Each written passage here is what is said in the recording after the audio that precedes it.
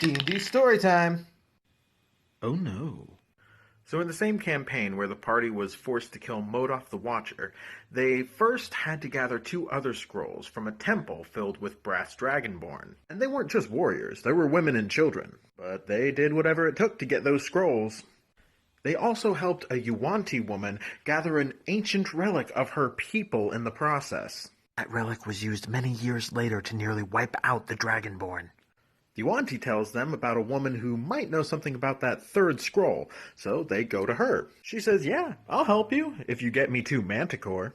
She later uses those manticore to take over a major city for hundreds of years. And then there was that whole ordeal with Modoff. After reading the scrolls, finding the object, and fighting the Guardian, which was an angel, they look back at all they've done and they say, wait, are we the bad guys? Keep rolling, my dudes. D&D Story Time. So the party had been hired by their king to find out if a rival kingdom was in possession of a shard of an evil artifact. Through some investigating, they found the location of this rumored artifact shard. After going through something of a labyrinth underground, they found themselves in a secret room in the central library.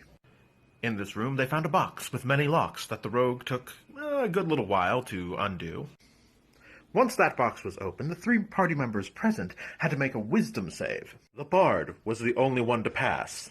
So the sorceress and the rogue are about to fight each other to the death to get a hold of this shard. With some quick thinking, the bard casts suggestion on the sorceress and tells her to go back down into the tunnels. In that moment, the rogue uses sleight of hand to pocket the shard. To be continued. Keep rolling, my dudes. D&D Story Time. Part 2. Not long after leaving the library, the rogue starts pulling a Smeagol. But we don't want to hurt the party. They're our friends. They hate you. They want the power for themselves. The cleric is immediately suspicious, and gets the rest of the party involved pretty quickly. And everybody's just like, what's going on, rogue? What? There's nothing in my bag. There's something in his bag. Of course, the rogue takes the artifact out and immediately takes over his body and mind. And as it fuses itself to the back of his hand, it also doubles all of his stats. Pretty soon, it's a 5-on-1 situation with the party versus the rogue. Spells aren't working, and he has too much health for them to just hack away at him. So the fighter and the barbarian tackle him to the ground, and the bard starts screaming, "Cut off his hand!" like he's Merle Highchurch. They manage to pry the shard off of his hand and return him to normal, and they all learned a valuable lesson. Don't touch evil artifacts, and keep rolling, my dudes.